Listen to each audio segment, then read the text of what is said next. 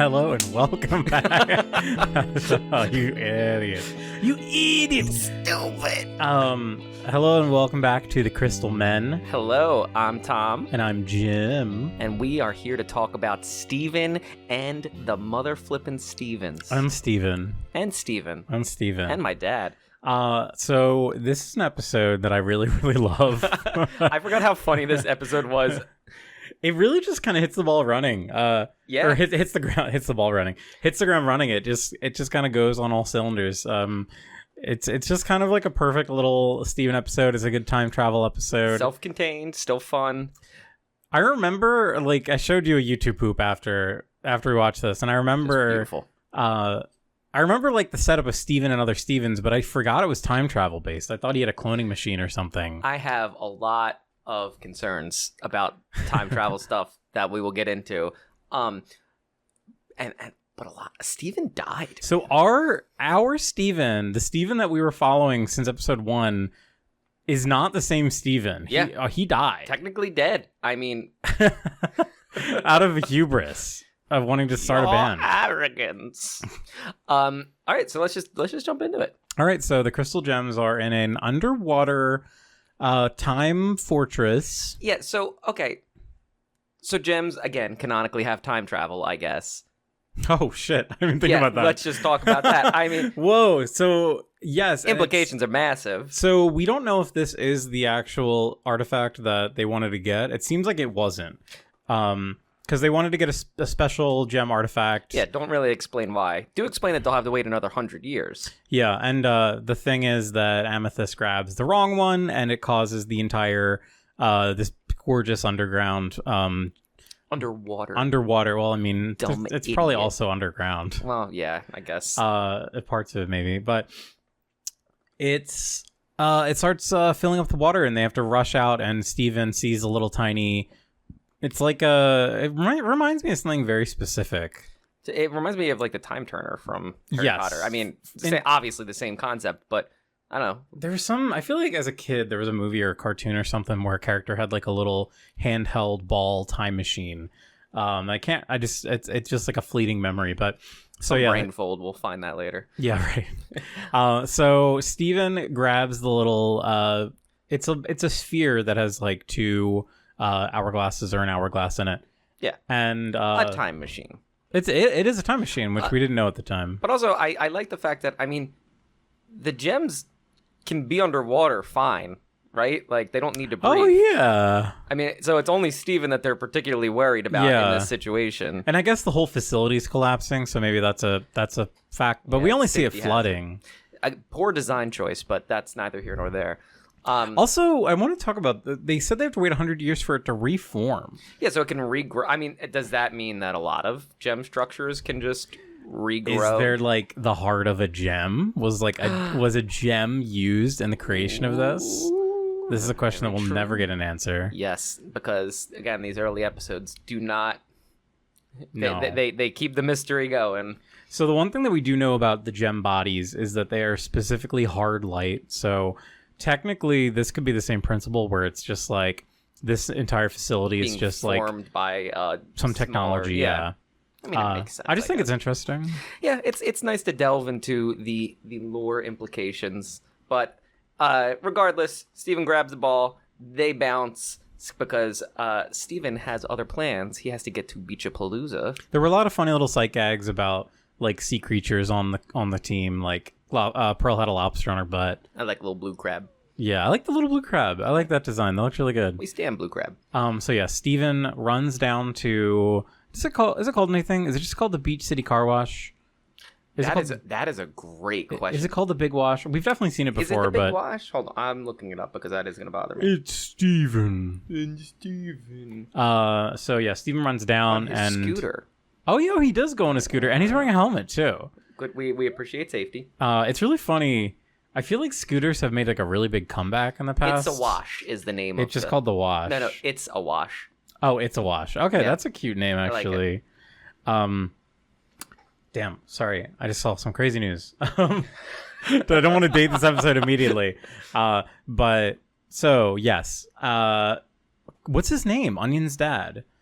Is it sour cream? It is, I think, sour cream. So sour cream, which is a character design that I like love and hate at the same time. I hate sour cream because It's not sour cream. no, sour cream's the sun. Sorry, Hold on. it's an onion pun. It's not Vidalia. That's the wife. No, stepson of Yellowtail. Yellowtail. Because okay. he's not. Remember, he's the stepdad. God damn it! I think you're right. Yeah. Yeah, I guess there's no Yellowtail onion, so he's a fish man. Not yet. Farmers, get on it. He's kind of an annoying character to me. I don't like that whole. Like it's something with Kenny, like from South Park, that's charming. That like he actually speaks. It's just you can incredibly actually muffled. make out what he's saying. This guy's literally just going. Yeah, it's just the problem is that like later on we try and do episodes with Onion in this character, and it just does not work for me at all. Yeah, silent onion and mumbling dad. So he tried backing up his boat was on a trailer. Yeah, but it was way too dummy thick. It was too dummy thick, and it Steven's dad is an idiot. Greg is a fucking idiot here. He lets him back up the car into It's a Wash, and he totally wrecks it. Yes. So he can't do the Beach Blues tonight, which Steven is like, but Dad, that's the whole town. And he's like, it's only like 17 people. I mean, you see it at the end. It's literally, It literally like 10 is. people. Yeah, actually, I wanted to go back and look at that shot again to see if we know everyone. There's a couple of random characters in there, but for the most part, I mean, it's all people that have been introduced. Yes, Mayor Dewey is off to the side for some reason. He's selling tickets. That's how he makes his money. That makes sense. I actually really love that sort of like super hyper small town. It almost makes it feel like they're a small school or something. It's cute. Like Mayor Dewey's like school president, class president, has to like sell the tickets. Yeah, see, where we lived, my high school had 3,000 plus students, so... We went to the same high school. Yeah. My graduating class had almost 700 people. Yeah. I don't know if yours was more or less. I think we were like 750 something. Damn, that was even more. We were almost 7. We were like 690 something. So clearly we're not used to small town vibes of, like 15 people in a school. No, but I love it. Oh, good, I found a shot. Just seems cozy, though. It does seem incredibly freaking cozy. So I'm sorry. Hold on. We'll talk about this end shot at the end of the episode because like there are mostly just random people we never see again. So yeah, it's I love that little small town. So yeah, sorry, car wash. I'm already so distracted. 5 minutes in and we are making progress. Steven is upset that he can't go to the Beach of Palooza with his dad. Damn. And so he wishes. What is he specifically says? I wish I could. I wish I could have warned you. I think is what I think that was the first wish. I wish I could go back in time. I think he even says something like, I wish I could go back in time and fix it. And so he poofs back to the moment that we see earlier where he's scootering. Okay, now so just from the get go, because there's multiple like media forms of time travel. Yes. So what this time travel episode breaks it. Yeah. What time travel are we in? Are we in like the Dragon Ball Z? Now there's a branching your universe. timeline and a branch. Are we in the Back to the Future? Like, so the one problem is that we don't really see what happens to the other timelines. Because Steven is, I think the best comparison is a branch universe, because Steven is essentially teleporting to a new location, but it's just a different point of time. But then does that universe's Steven just disappear? Is there no more Steven in that world? So if we are to, because like I was expecting the episode to have some kind of like magic sort of time fix button at the end. I mean, it kind of does, but... It kind of does, but it kind of doesn't. Like Steven just kind of like... corrects his mistake, so presumably there's like dozens and dozens, hundreds even of worlds without Steven, which would just be, I mean, that would just end the world. Yeah, the Earth would be doomed. The Earth would be doomed by the cluster, like Jasper and everything. Like that's true. Yeah, I mean, there's like 10 ways that the Earth is going to I think go sideways. Lapis is literally in like 2 episodes. I think she would have just like because her whole thing is sucking all the water out of the earth to make a tower. Well, no, she wouldn't have, because she gets revived by Steven. True. Okay, wow. She would have just been stuck in that mirror. No, it would have been the cluster. Would be, I think, the first thing that would have just blown up the earth. Because let's say that they could have beaten off Jasper and a Peridot. They still would have had to deal with the cluster. Yeah, doesn't Jasper and Peridot only come because of because of Lapis, or we'll figure it out. I think you're right. I think you're right. Oh my gosh, these freaking This is like a real time travel story. Like looking at all this, but so that's why it's fortunate this episode happened so early on because there isn't any like bigger universe we need to worry about right now. No real complications past wackiness. But so things clearly go insane where Steven starts to. Going back to the time travel thing, there's one more thing. They kind of bring up the idea that sort of from H.G. Wells' Time Machine of like, if there is something that's destined to happen, a calamity, nothing can change it. Like, you can postpone it temporarily, you can change it slightly, but it's the idea that there is like a fate of misfortune. And see, like, you know, I of course that's what they were going for in that situation. You would think that, you know, so he fixes the boat getting stuck in the car wash, but then it causes the power line to fall and blow up the car wash. You think he would try one more time and be like, well, let's just test this. Maybe I go back like 5 minutes in the past to, you know, just stop the boat from getting to the car wash. But from the sake of like an episode script, I really like that he immediately just realizes, he's like, well, this is a mistake. Yeah, okay, there's cosmic forces here that I cannot play with. Steven is very good at rolling with the punches with whatever's thrown at him. He just goes, okay, this is my world now. That's why one thing I love about this episode is that it takes what could have been like the rest of the episode of Steven setting up trying to go back and fix it. But no, immediately he's just like, oh no, I can just start a band with myself. So he gets 4 Stevens. Well, he gets 3 because he's the 4th. Okay, yes, true. He's the original Steven. And the idea is that they will just perform as a band at the Beachapalooza. So they all form different personalities for the band. And they designate Steven 1 as lead Steven. Steven, kind of a jerk in this episode. The power immediately goes to his head. Immediately. It's actually hilarious. And so the rest of the bandmates do not like original Steven because he's being too aggro. And Steven, meanwhile, has one of his early moments of clarity and thinks, wow, I'm annoying. Yes, I love that so much because he is really fucking annoying. The one thing too, I love how like all the like, because he writes like the number of Steven they are on their cheek. Yeah, I love how 2, 3, and 4 are like immediately just like all one unit, and they're just like we have to pick on Steven. We have to pick on OG Steven. It was the ink. It you know. Got to them. It's like if you get like a group tattoo with your friends. Yes, that's a good point. Yep. In a way, yes, because they're not the original. It's really interesting to me that they just don't seem to really care about the implications of this. They're not worried about anything past this night. No, they don't care. And I mean, that's another thing.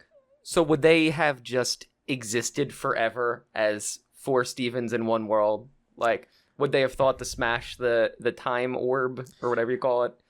Probably not. That's the problem, though, because, like, there's no real way to go back. No, you'd have to kill yourself. Yes. I mean, there's no, like, Steven is dooming, like... permanent timeline damage. Because, like, once let's say you're Steven number 2, you can't go back. There's no way to go back, because if you were to time travel back, unless you could just, like, break the rules and say, I wish I went back before the moment that I teleported out of this timeline, but we're thinking about it too hard. Yeah. But then again, you'd have to go into that specific timeline. I mean, the implication on this one is that, I don't know. Now it gets weird. It gets weird because, yeah, I guess he would technically leave, but he doesn't. Just think of all, like, the depressed Pearls that lost their Steven. Like, oh, I did want to touch on that. Speaking of Pearl's design. On point this time. Yeah, like I didn't even notice it. It was that good. I was like, wow, this looks like later series Pearl, you know, good head, not weird. It's funny because Amethyst was the character that stood out to me in this episode. There's something about her head that was just like really, really circular. Yeah, it seemed a little off. Also, Garnet, was that the only time we ever see her use stretch powers to grab Steven? Oh my gosh. Wow, it's really funny how in this 10-minute episode, my brain just turns off to enjoy so much it. Stuff that's why I wrote down notes.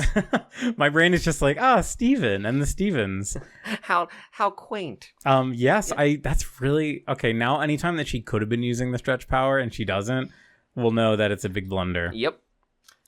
But, so regardless, things go south pretty fast because the band decides to nix original Steven. Just immediately. And Steven's like, fine, I'm gonna stop you guys from existing. He goes power crazy immediately. He has an evil trip. It's really funny because like ultimately the existing the surviving Steven does learn a lesson here, but like the lesson that like our Steven, I'm gonna call it our like OG Steven is our Steven. He learns a lesson but dies. Well, and so to get more confusing, like he goes back to try to stop everything. The other Stevens follow him. How does that work? Wouldn't that mean they always existed in that timeline? Wouldn't like yeah, because they were able to find him. They're able to follow him in like a way that, like in Bill and Ted, how you can just like jump through the same like little portal. Yeah. hole. But I mean, you would think that then when Steven was originally like on his scooter, there would be just 99 an infinite Stevens, amount of yeah. Stevens. Yeah. Yeah, I think at that point the roles start to break a little bit. But at the same time, We have to overanalyze. they are Steven. So they have his same thought processes. That is true. So they could theoretically know exactly what he's doing because that's just what they would do. And maybe it's even instinctual. They don't even think about it. They're just like, oh, Steven's going there next. And it becomes this crazy time chase. Yeah, it becomes a time chase. I love, we see a little, I think it's from the first episode when he buries the cookie cat. Yeah. The cookie cat, the refrigerator, the mini fridge. Mm-hmm. And then he's like, too far, which I thought was a funny joke. I like that gag. I like it too because, like, that's only like 20 episodes ago. It's not Yeah. far at all. Yeah, that's why if this was like season 4 and this happened, it would be more interesting. Yeah. But also that Steven like throws up at seeing like 4 Stevens appear and then vanish, which I like gags like that. I think it's really funny. You've just blown his mind. I mean. Yeah. But now is that canonical? Does that always happen? Has that happened to this Steven now? So my brain wants to say no. My brain wants to say that is Just a different universe. It's a different Steven that is gonna have to go the rest of his life being like, Garnet, are they back? Are the other Stevens back? I'm afraid to leave my room. I'm scared, Garnet. Then he develops like agoraphobia and won't go outside. God, and just goes into Rose's room and just shuts himself in And just lives in the perfect jerk off simulation. My God, the future's now. So they chase themselves all the way back to him grabbing the sphere because original Steven's gonna stop it at the source, which respect. But again, you could just time travel a little bit before that, and just grab it from. There's just he didn't need to do it at the moment. Steven's a dumb child though, and we love him for it, but. So he gets there. So wait, not to add another rule. Maybe like he needs to be there. So it has to. Maybe Steven needed to have been. They can't just We're doing teleport. like X-Men Origins, Wolverine kind of thing. Kind of, but in that or not Days of Future I know Past, what you mean. But doesn't he go back to like his former body? Yeah, he goes back into himself. That was like pretty smartly. That was pretty like smart. he had to have existed already. Yeah, but I think it's kind of the same idea where it's like, okay, Steven had to be. He couldn't go. Like a point in Steven's past. Yeah, he couldn't just go to like, I don't know, like Homeworld. In the past. Well, and that's like, couldn't Pearl or somebody use this and go back and stop all the gems from getting blown up? That's a really good point. Maybe it doesn't work with gems. It only works with human gem hybrids. We designed this exclusively for this race that we're going to subjugate and kill. Especially when you think about like, what is the purpose of this giant trap? And if this is indeed supposed to be the wrong or the correct item, then I can see it being a trap. But like, why make this item at all? Yeah, it's too dangerous. And if it's not the right item, like what does everything else do? Yeah, does everything else have a weird power? Who's to say? Does one of the make Steven gay? Make make him gayer. Is Steven canonically a lesbian because he is a woman and man? Yes, I think so. Or whatever he they should do as. They should do a scene in the new series where Steven shifts his body to be a woman. He's like, Lars, I'm a woman now. They literally do that with fusion. But no, I want him to do it alone. I want him to be like, Lars, I'm a woman now. But his voice is the same. Okay. This is incredibly irrelevant, but since you brought it up, clock's ticking. In D&D, as a druid, if you're, let's say, a male druid and you wild shape, can you wild shape into a female cow and and milk yourself. I think the answer is yes. So you can change. You can change your gender. Can you wild? I don't think you can wild shape into your same race or your same species, though, can you? No. You can't wild shape into like a guy. No. There's different spells for that, but for wild shape, Yeah. it's specifically animals. Yeah, I don't know. Maybe it's like Animorphs rules where it's like the specific animal that you like chose to shift into. Like if I chose to shift into a dog and I just chose my dog.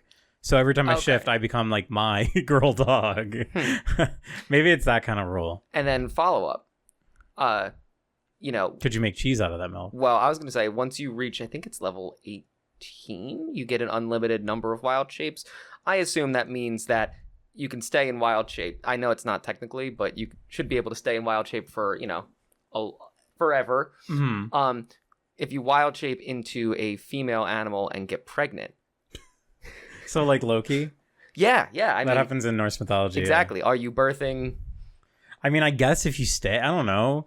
I would have a lot of questions. I would ask, like, does the, like, physiologically, do you experience all of the like mechanisms that that animal experiences, or are you just like inhabiting that?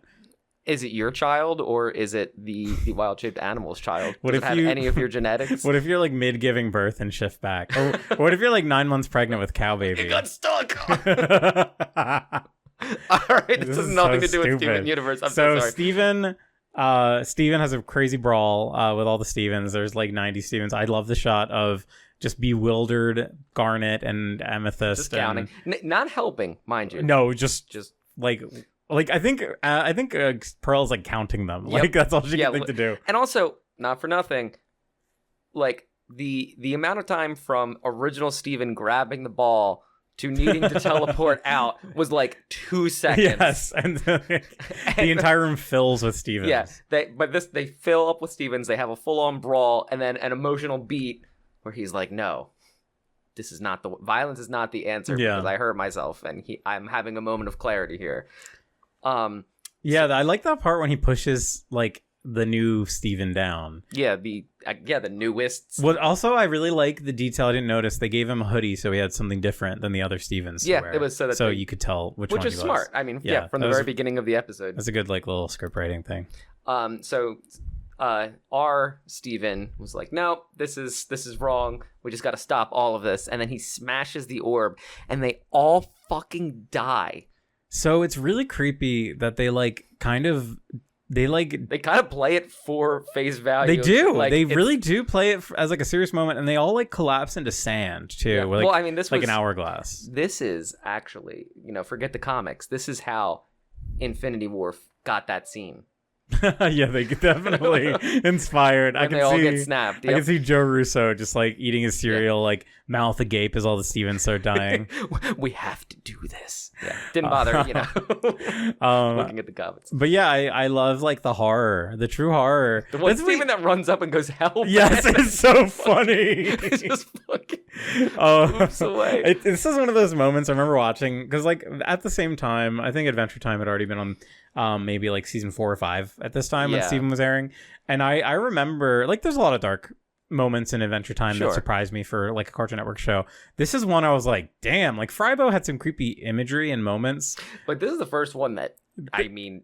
This is horrific. This is cosmic horror. Like this is straight up cosmic horror. Like they all experienced death, regardless of, You could even play it off and be like, oh, it was just like an enchantment. Like it's not a real, like they weren't real, but because they all turned to dust. But no, like they're still experiencing death and more so traumatizing Steven. Yeah. I mean, this Steven has no clue what just happened. Literally, as you said, like his experience of this episode is like 10 seconds. Yeah. Because he's like walking around this place. Room fills with Stevens and they say, "I'm gonna kill myself," and then they kill themselves. And then some of them hate it. Your dad can't play. Yes, I do. I really do like that like he still cares about that moment. Well, listen, it all comes back to Beachapalooza. It's true, but no, it's kind of funny because like ultimately that just shows how much Steven cares about this little thing, because he still wants, like, in some universe, he still wants Beachapalooza to happen with him being like the headliner in his final moments. That's what matters most. I do have to say, I would love a Beachapalooza. That would be so fun. You're just like 20 people hanging out, like playing in front of. Yeah, that's the thing. Like Not like Jersey Beach where it's, you know, crowded and crazy. Yeah, 10 million. I want to go to a nice small beach and have a nice concert with like maybe 20 everyone. people. Yeah. And then they do a little Steven and the Crystal Gems. It's very cute. It was. I like that Pearl plays the violin or viola. I believe it's just a violin. Garnet is playing a guitar, which feels very appropriate. It is sick. Steven's playing, I believe, the I have guitar. A guitar. Do you actually? I do have a guitar. I played it like 3 times. Yeah. So I do want to just talk about the crowd here. So we do get a group shot.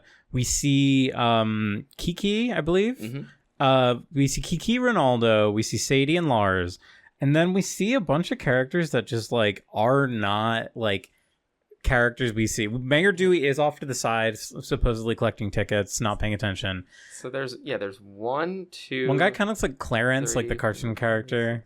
There's like 8 people in here that we never see and will never see again. I will argue the one guy kind of looks like Mr. Smiley or whatever his name is. Kind of does if he's wearing just like a hat. And and his pants aren't fucked up like his waist normally is, like how we talked about last time. He doesn't have tight pants syndrome. But I mean, there's that girl, TPS. That redhead girl in the far bottom left. And sometimes with shots like these, you might expect it to be some like crew members. Like maybe some of these are like little crew member inserts for fun. There also could just be incidentals. Actually, I remember reading or hearing that like a lot of like Steven would use a lot of crew shot. They would use a lot of crew people in designs. That's like nice. I think you'll see like some Rebecca's. You'll see some Ian JQs. We'll have to keep an eye out for it. Yeah, definitely. There's a really cute anime that I love called Little Witch Academia.